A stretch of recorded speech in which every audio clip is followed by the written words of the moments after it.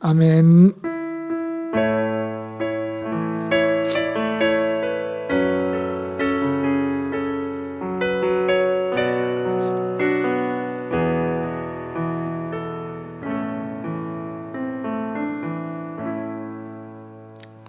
성경 말씀 빌립보서 1장 27절과 28절을 보겠습니다. 빌립보서 1장 27절, 28절입니다. 같이 한 목소리 읽겠습니다. 오직 너희는 그리스도의 복음에 합당하게 생활하라. 이는 내가 너희에게 가보나 떠나 있으나 너희가 한 마음으로 서서 한 뜻으로 복음의 신앙을 위하여 협력하는 것과 무슨 일에든지 대적하는 자들 때문에 두려워하지 아니하는 이 일을 듣고자 함이라. 이것이 그들에게는 멸망의 증거요 너희에게는 구원의 증거니 이는 하나님께로부터 난 것이라. 아멘.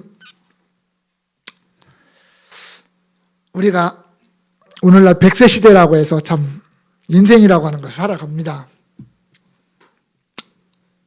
그 인생을 살아가다 보면 쉬운 길도 있고 어려운 길도 있습니다. 과연 내 인생에서 가장 어려운 게 뭘까라고 질문을 던져보면 막막할 겁니다. 왜? 사람마다 기준이 다르고 환경이 다르기 때문입니다. 다 다르기 때문에. 어떤 사람에게는 힘든 일인데 나에게는 별로 힘들지 않은 그런 일이 될 수도 있고요. 나는 힘들어 죽겠는데 남들은 그게 뭐 힘드냐고 나한테 그렇게 이야기할 수도 있기 때문입니다. 그래서 내 인생에서 가장 힘든 게 뭐냐라고 물어보면 그렇게 쉽게 대답하기는 어려울 거예요. 그런데 저는 오늘 내 인생에서 우리가 각자가 다 다르지만 그래도 참 쉽지 않은 한 가지가 있더라는 걸 발견합니다. 그게 뭐냐면 답게 살아가는 거예요. 답게 살아가는 거. 사람답게, 남자답게, 여자답게, 아빠답게, 엄마답게, 아들답게, 딸답게, 어른답게, 아이답게. 이 답게 살아가는 거예요. 이게 참 말은 너무나 쉬운데 실제 우리 삶 속에서는 너무나도 힘든 것이 이 답게 살아간다는 거예요. 답게 살아간다는 거. 그리스도인들도 마찬가지예요. 내가 목사답게 사는 게 과연 뭘까? 내가 장로답게 사는 게 뭘까? 내가 집사답게 살고 내가 권사답게 살고 내가 성도답게 사는 게 뭘까라고 하는 질문을 던져보면 정말 어렵습니다. 정말 나는 그리스도인답게 살아가고 있는가? 나는 예수 믿는 사람답게 사는가? 나는 하나님의 자녀답게 살아가고 있는가? 나는 천국을 소망하는 사람처럼 순례자처럼 살아가고 있는가? 답게 살고 있는가? 이게 참 어렵잖아요. 그런데도 불구하고 어떻게 보면 우리는 이뤄야만 돼요.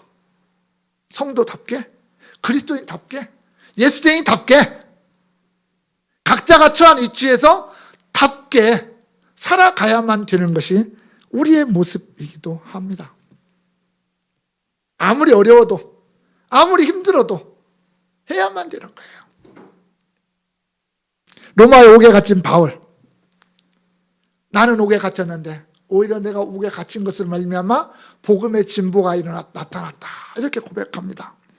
또 나는 생사를 초월해서 오직 예수 그리스도만 존귀하게 되고 예수님과 함께 가고 싶고 성도의 유익이 되고 싶다. 그렇게 고백하고 있습니다. 나아가 내가 빌립보를 방문하게 될 거고 석방돼서 방문하게 될 거고 우리 서로가 정말 그리스도 안에서 풍성한 은혜를 나누게 될 거다. 그렇게 고백을 하고 있습니다. 그런데 여기까지는 어떻게 보면 바울이 빌립보서라고 하는 편지를 쓸 때 서론이에요. 이제 어떻게 보면 인사하고 뭐 이제 서로가 축복하고 하는 어떤 그런 내용들이 이제 여기까지가 끝났습니다. 이제 오늘 본문부터 시작해서는 빌립보 교회를 향한 바울의 권면이 시작됩니다. 너희가 이렇게 했으면 좋겠다라는 거죠. 물론 빌립보 교회가 문제가 많은 교회는 아닙니다. 사실은.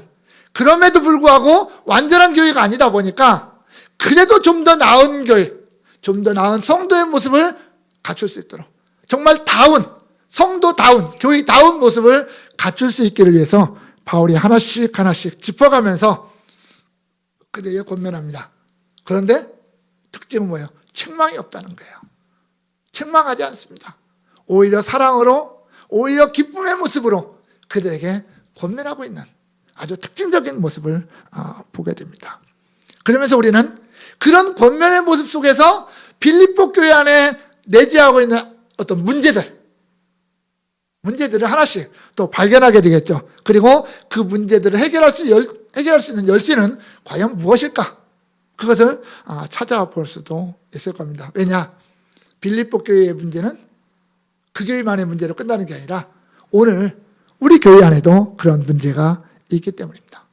이 땅에 존재하는 교회는 완전한 교회는 없습니다. 그래서 늘 어떤 문제를 안고 있고 사탄은 늘 그 문제를 가지고 교회를 공격하고 있기 때문입니다.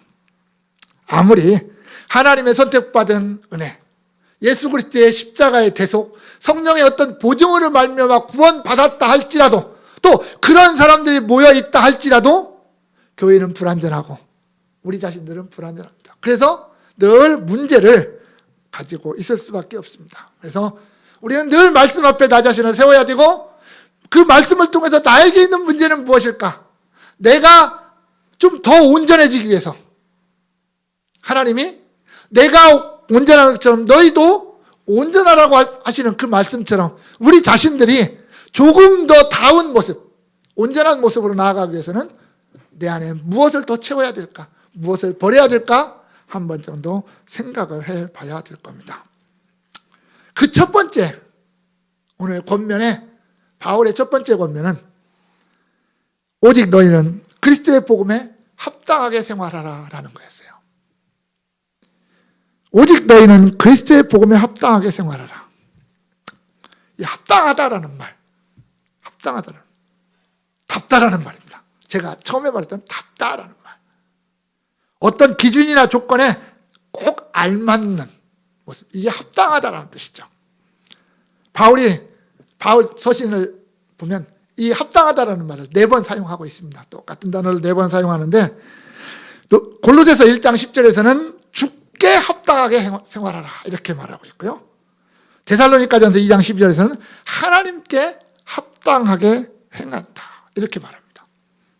또 에베소 4장 1절에서는 너희가 부르심 받은 일에 합당하게 생활해라 이렇게 말해요.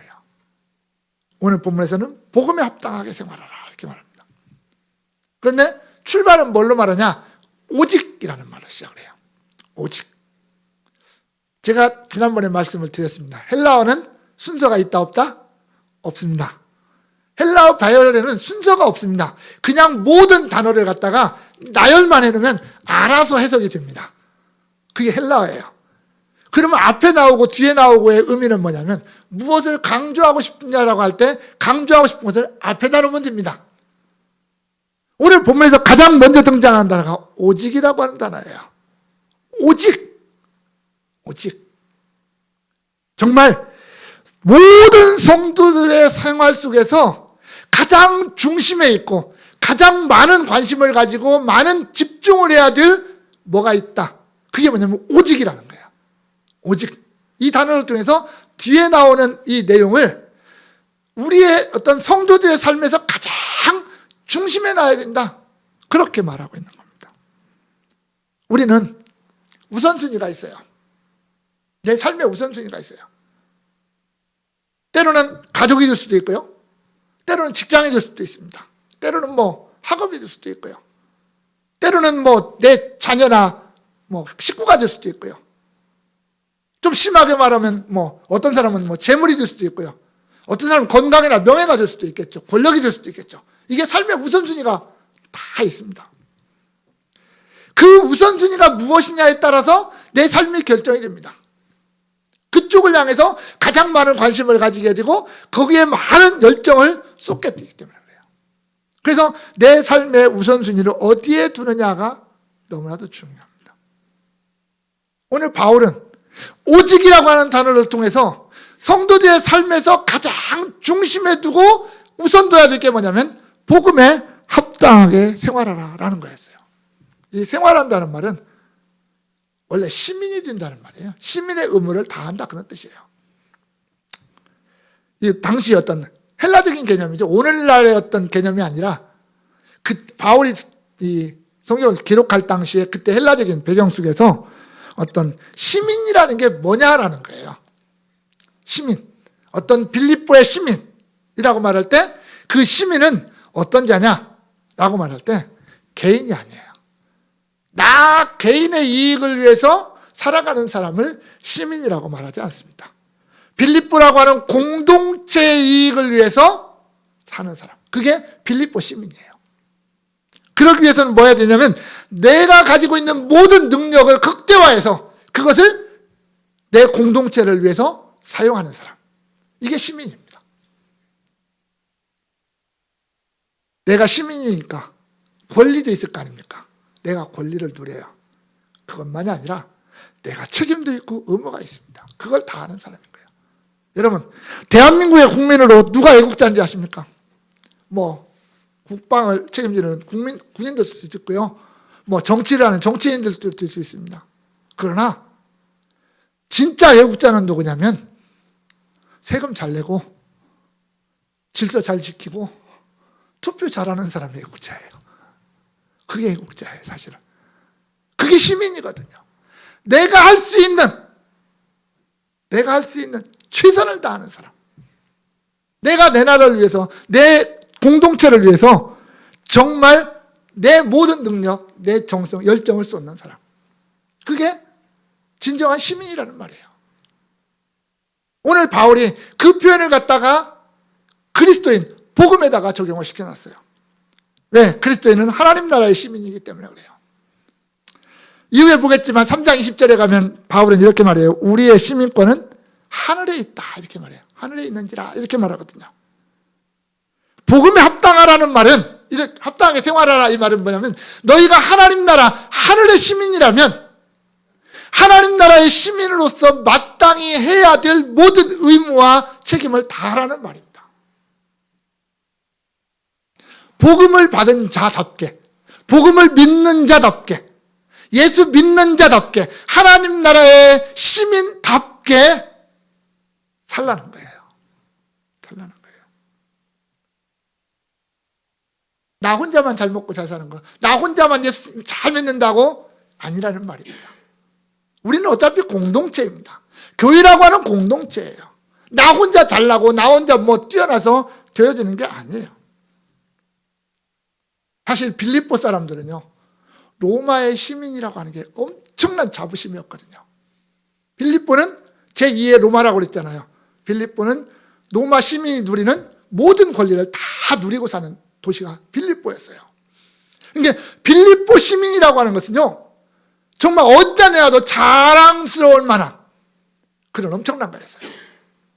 근데 바울은 그것보다 빌립보 시민이라는 이 자부심보다 내가 하나님 나라 백성의 시민이라고 하는 것, 여기에 더 큰 자부심을 가져라 이렇게 말하는 거예요.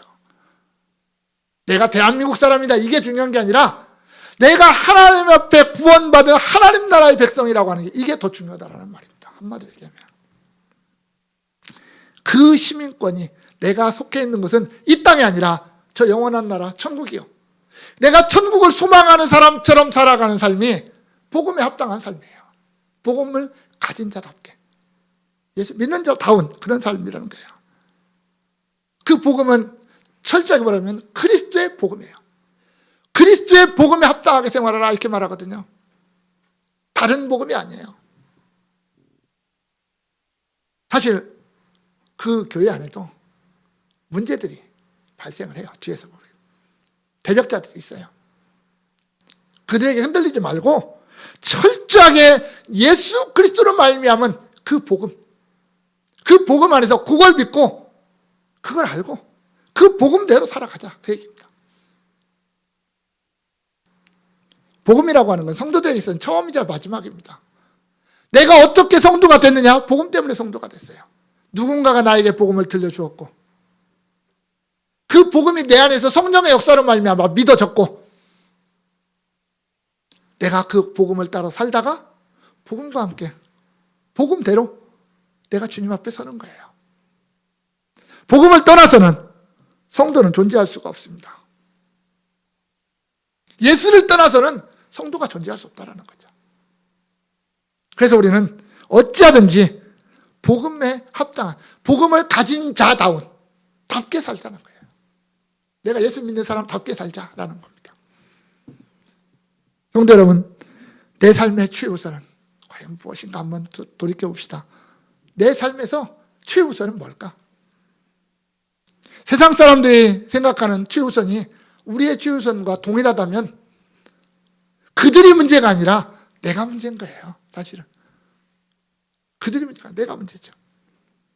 우리는 세상으로부터 구별된 성도들이기 때문에, 세상으로부터 건져냄을 받은 자들이니까 우리는 하나님 나라 시민답게 복음에 합당하게 살아가자라는 겁니다.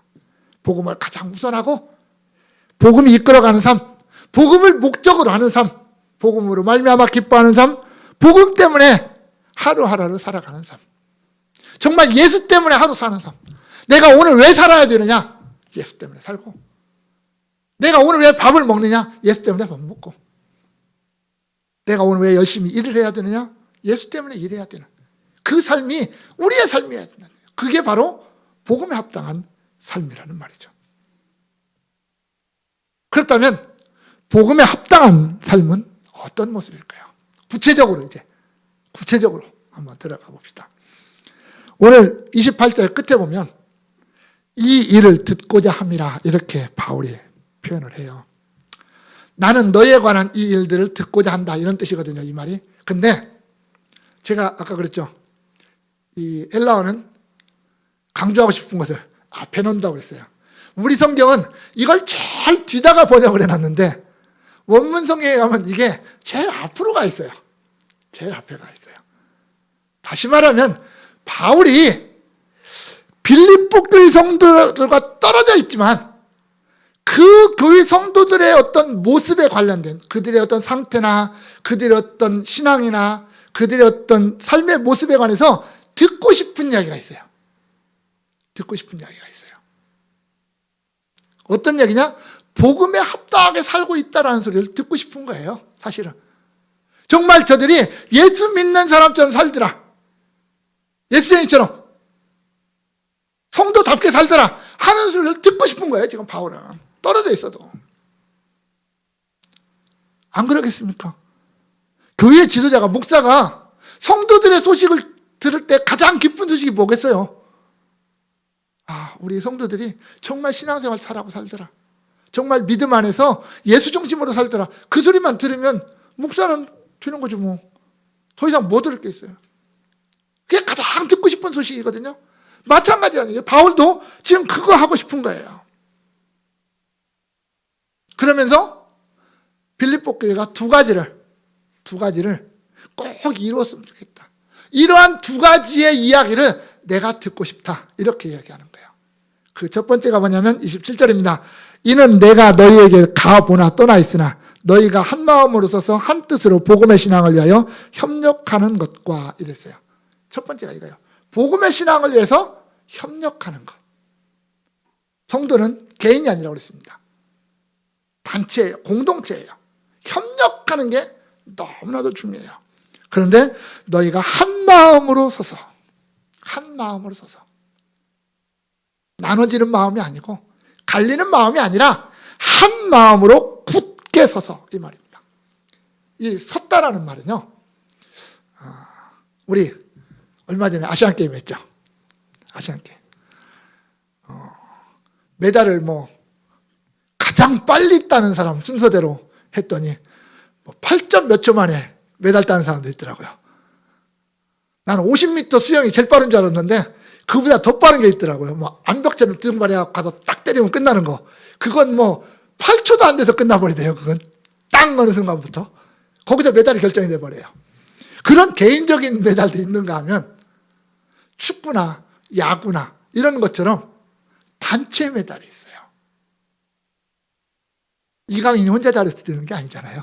손흥민이 혼자 잘한다고 되는 거 아니잖아요. 축구는. 그죠? 야구는 누구 한 사람, 문동주가 잘 던진다 해서 되는 게 아니잖아요. 모두가 다 정말 질서정연하게 자기의 자리를 지키고 든든히 서서 자기의 역할을 감당하고 다른 사람의 부족한 것을 채워주고 하는 이러한 협력의 관계가 마저 떨어질 때 승리할 수 있는 거잖아요.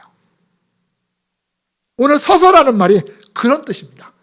마치 군인들이 질서정연하게 또 자기 자리를 딱 지키는 것처럼, 운동선수들이 그렇게 연합하는 것처럼, 또 모든 오케스트라가 자기의 것을 잘 또 해서 아름다운 음악을 만들어내는 것처럼, 어떤 한 사람만 연주 잘한다고 해서 오케스트라가 잘 되는 거 아니잖아요. 모두가 다 똑같이 해야 하잖아요. 못하려면 똑같이 못해야 그게 진짜인 줄 알아요, 사람들은. 그죠? 못하려면 똑같이 못해야 돼요. 잘하려면 똑같이 잘해야 되고. 누구는 잘하고 누구는 못하면 틀린 줄 알잖아요.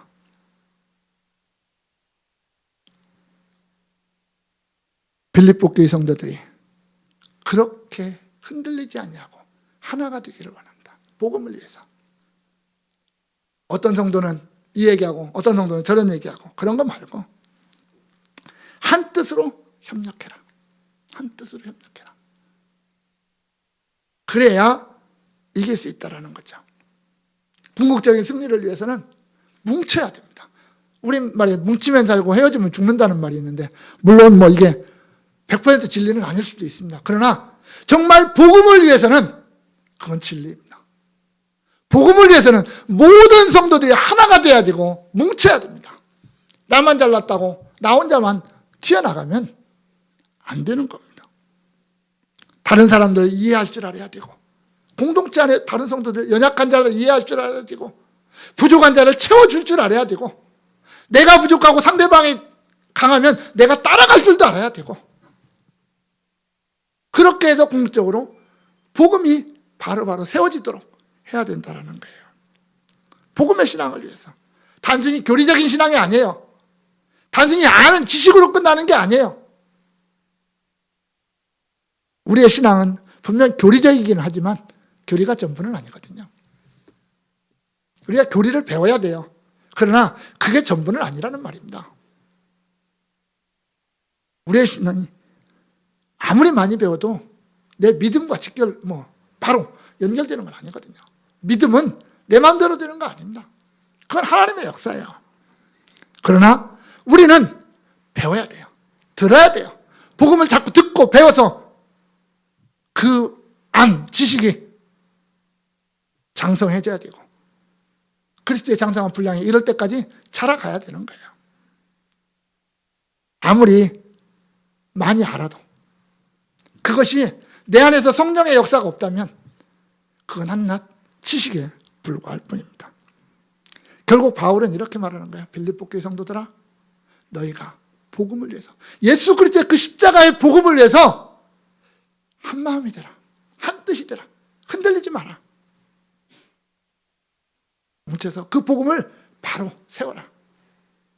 그게 복음에 합당한 삶이다 라고 말하는 거예요. 오늘날 교회를 정의하면 이렇게 말하죠. 하나님의 선택과 예수 그리스도의 대속, 그리고 성령의 보증으로 구원받은 성도들의 모임이다. 하나님의 부르심을 받은 자들의 모임이 교회다. 이렇게 말을 합니다. 나 혼자로서는 교회가 될 수가 없습니다. 교회는 유기적인 기관이기도 합니다. 건물이 아니라 모임입니다. 우리 모임 자체가 교회입니다. 그래서 주님이 말씀하셨죠. 두세 사람이 모인 곳에 나도 그들과 함께 있다라고 말했던 그 두세 사람이 모인 곳, 그것이 바로 교회라는 말입니다. 교회의 기초는 복음입니다. 예수 그리스도입니다. 그래서 그 복음 위에 교회가 세워집니다. 교회가 교회답기 위해서 모든 구성원들이, 성도들이 하나가, 그 복음 위에 하나가 돼야 됩니다. 너는 네 복음, 나는 내 복음, 내가 복음은 없습니다. 요즘 사람들이 내가 복음을 자꾸 만들어요. 내가 성경을 내 마음대로 해석하고 나에게 유익한 대로 성경을 적용하고, 성경 말씀을 갖다 성경 말씀대로 이해를 하는 게 아니라 내가 하고 싶은 대로 이해를 해버리는, 그래서 성경과는 전혀 무관한, 그러면서도 그게 하나님의 말씀이라고 우겨대는 이런 사람들이 너무나도 많은데 아니라는 말입니다. 그러면 흔들리게 됩니다. 그러면 자신도 흔들리고 공동체도 흔들리고 교회도 흔들리는 거죠. 우리는 한마음으로 협력해야 됩니다. 교회 안에서는요, 어떤 때는 그래요. 옳은 것만이 능사는 아니다, 이런 표현을 써요. 때로는 그냥 넘어가야 될 때도 있다라는 거예요. 참 저도 이게 쉽지 않은 일이라는 걸 잘 알아요. 뭔가를 지적하는 사람은, 뭔가 이야기하는 사람은 그게 보인다는 겁니다. 안 보이는 사람은 말을 안 해요. 보이는 사람이 이야기를 해요. 보이는 사람. 그래서 늘 잔소리는 늘 옳은 거다, 이런 이야기를 하는 겁니다. 잔소리는 틀린 이야기가 없어요. 옳은 이야기예요, 항상. 그런데 그게 다 유익하냐? 그건 아니더라는 거죠. 다 옳은 게 유익한 건 아니에요. 때로는 옳은 걸 알면서도 연약한 자를 위해서 참을 줄 알아야 되는 게 공동체라는 거죠. 나 자신을 내려놓고 정말 무엇이 복음을 세울 수 있을 것인가를 생각해 볼 수 있는 그러한 자세가 우리에게 필요하다라는 거죠.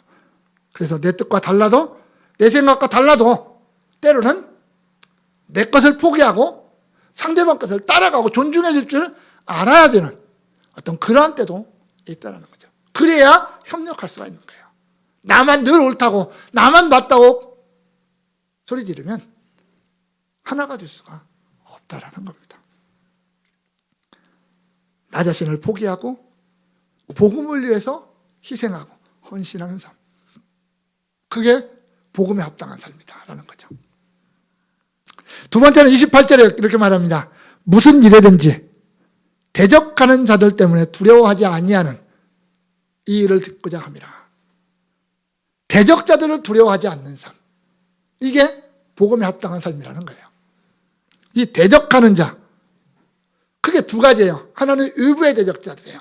빌립보 교회는 의부의 대적이 아주 강합니다. 왜냐하면 빌립보는 로마의 시민권을 가진 제2의 로마입니다. 그렇다면 빌립보 사람들은 어떤 사람처럼 살아야 되냐면 로마 사람처럼 살아야 됩니다. 로마 사람처럼. 우리가 알다시피 로마 사람들은 철저한 우상 숭배자들입니다. 우리가 잘 아는 제우스 신부터 시작해서 12신, 12가지 신 놓고 그 신만 있습니까? 그 밑에 쫙 또 퍼져 있죠. 많습니다. 그 신들을 섬기는 사람들이 로마 사람들이에요. 우상으로 가득 찬, 빌립보 자체가 헬라화 되어 있고 우상으로 가득 찬 도시예요. 거기에서 예수를 믿는다는 거 쉽지 않습니다.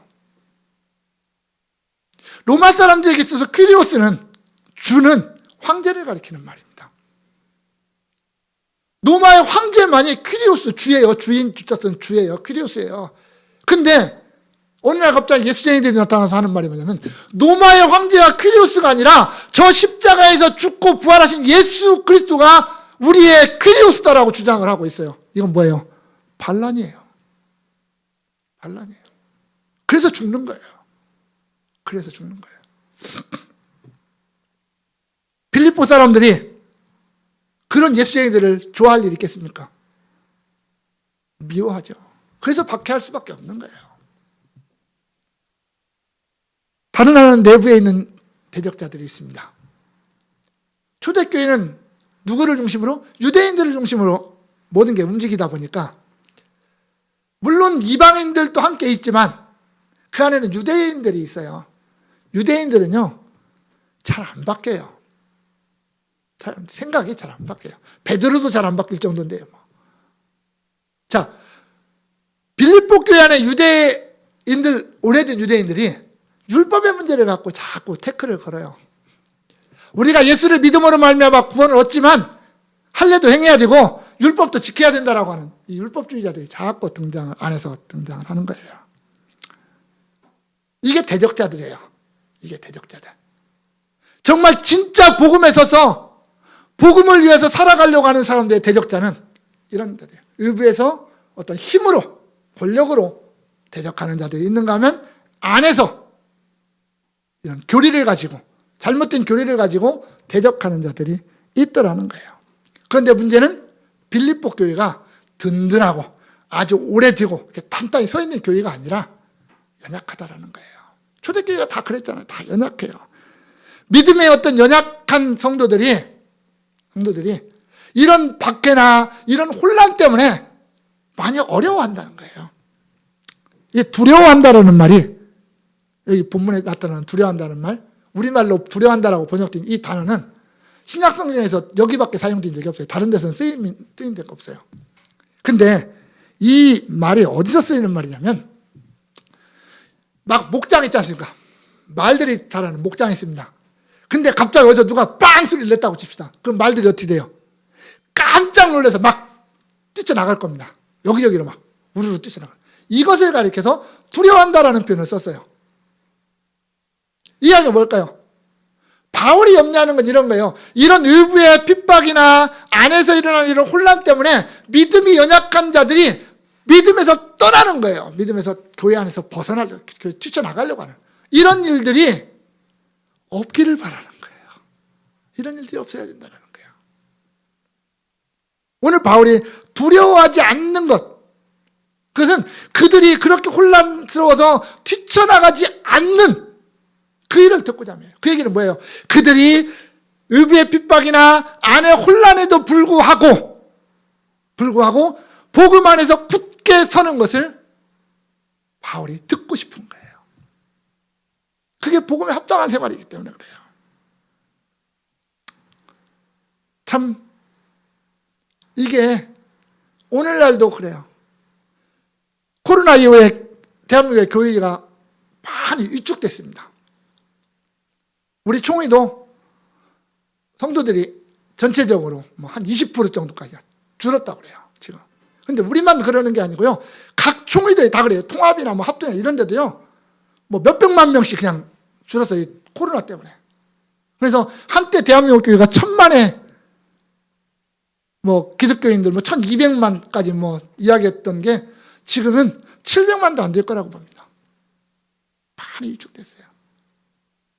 사람들이 정말 복음이 뭔지를 모르고 복음에 합당한 삶이 뭔지를 모르다 보니까 자기 편한 대로 다 뛰쳐나가는 거예요, 그냥.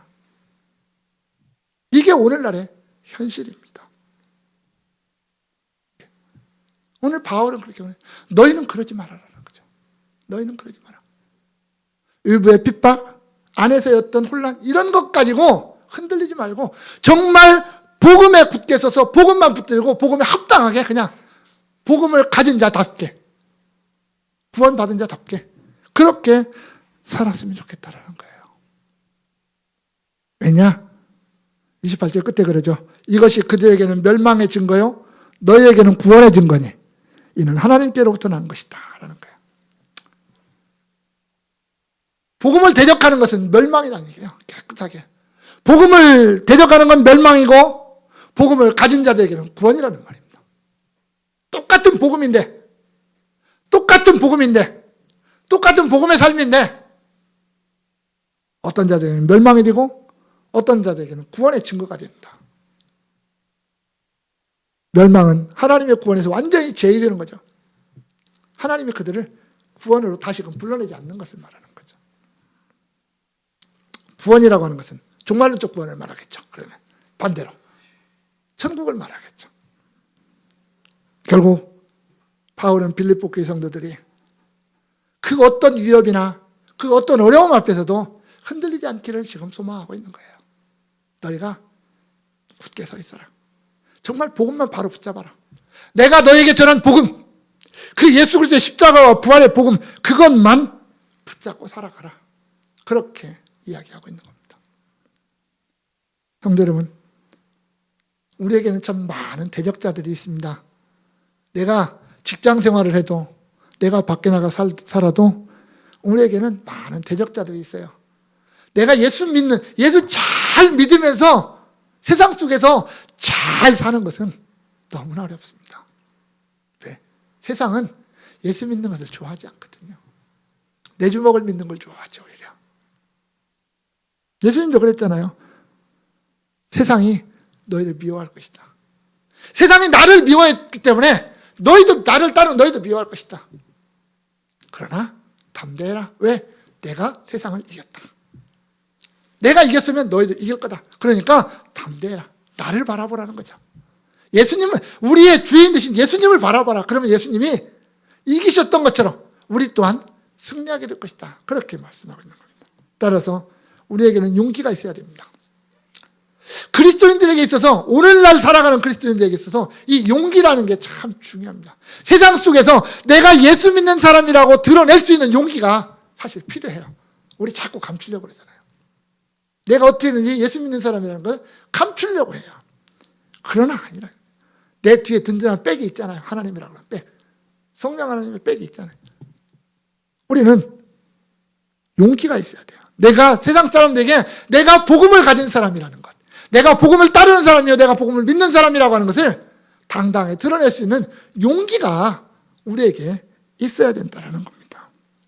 어떤 대적 앞에서도 내가 주눅들지 않고 오히려 당당하게 서서 그에게 복음을 드러낼 수 있는 그런 용기가 우리에게는 필요한 겁니다. 그런 용기를 가지고 살아갈 때 복음에 합당한 삶을 살아갈 수가 있는 겁니다. 사랑하는 성도 여러분, 사도 바울은 빌립보 교회가 정말 복음에 합당한 생활을 하는, 복음에 합당한 교회가 되기를 원합니다. 그러기 위해서 정말 복음을 위해서 협력하고 복음 안에서 흔들리지 아니하는 그런 성도요, 교회가 되기를 소원하고 있습니다. 우리는 복음을 가진 자들입니다. 내 안에 누가 뭐래도 예수 그리스도의 복음이 내 안에 있는 자들입니다. 그 복음 때문에 구원에 이르렀고 그 복음 때문에는 천국의 소망을 가지고 살아갑니다. 그렇다면 하늘의 시민권을 가진 사람처럼 시민으로서의 의무, 내가 예수 믿는 사람으로서의 의무, 내가 광성교회 성도로서의 의무를 다하는 그런 사람이 되어야 되지 않겠습니까? 세상 것 때문에 흔들리지 않고 세상의 어떤 힘 앞에 두려워하지 않고 내 안에서 나에게 용기를 주고 믿음을 주시는 성령의 역사를 통해서 날마다 승리자처럼 살아가야 되지 않겠습니까? 원하기는 우리 모든 광성의 성도들이 이 어지럽고 혼탁한 시대, 무엇이 진리고 무엇이 거짓인지 참 구별하기 어려운 이 혼탁한 시대에 우리는 세상의 것 말고, 인간적인 것 말고 오직 예수 그리스도, 오직 복음을 붙잡고 주님이 나에게 뭐라고 말씀하시는지, 복음이 나에게 무엇을 요구하는지 우리가 그것을 생각하면서 거기에 맞는 삶을 통해서, 그런 다운 삶을 통해서 주님의 기쁨이 되고 주님 안에서 정말 평안을 누리는 그런 복된 성도를 될 수 있기를 주님의 이름으로 축원합니다. 우리 다 같이 한번 기도하겠습니다. 아무도 모르는 삶이라 하여도 스치듯 지나는 삶이라 하여도 후회하지 않고 오늘을 사는 것은 가장 귀한 삶을 알미라. 내가 꿈꾸는 일, 내가 꿈꾸는 일 이루지 못해도 내가 바라는 것 다 갖지 못해도 낙심하지 않고 오늘을 사는 것은 가장 귀한 삶을 알미라. 내가 복음을 알고 내가 복음을 믿고 내가 복음을 전하며 살아간다면 나의 삶은 가장 귀한 삶이라. 내가 예수를 알고 내가 예수를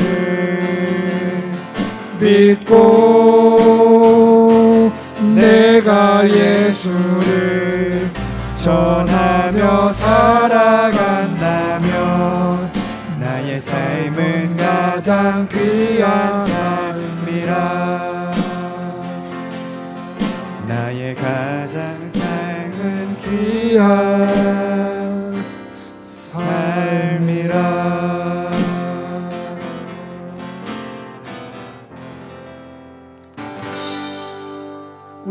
세상 목자장 되신 예수 그리스도의 은혜와 우리 아버지 하나님 그 아들 아낌없이 내어주시고 우리에게 영원한 생명을 주신 그 놀라우신 사랑과 오늘 또 복음을 위해서 살아가게 하시고 그 복음을 위해서 살아가도록 믿음과 용기를 주시는 성령님의 역사가 여기 모인 주의 백성들 머리 위에 영원까지 함께 있을지어다. 아멘. 일어나라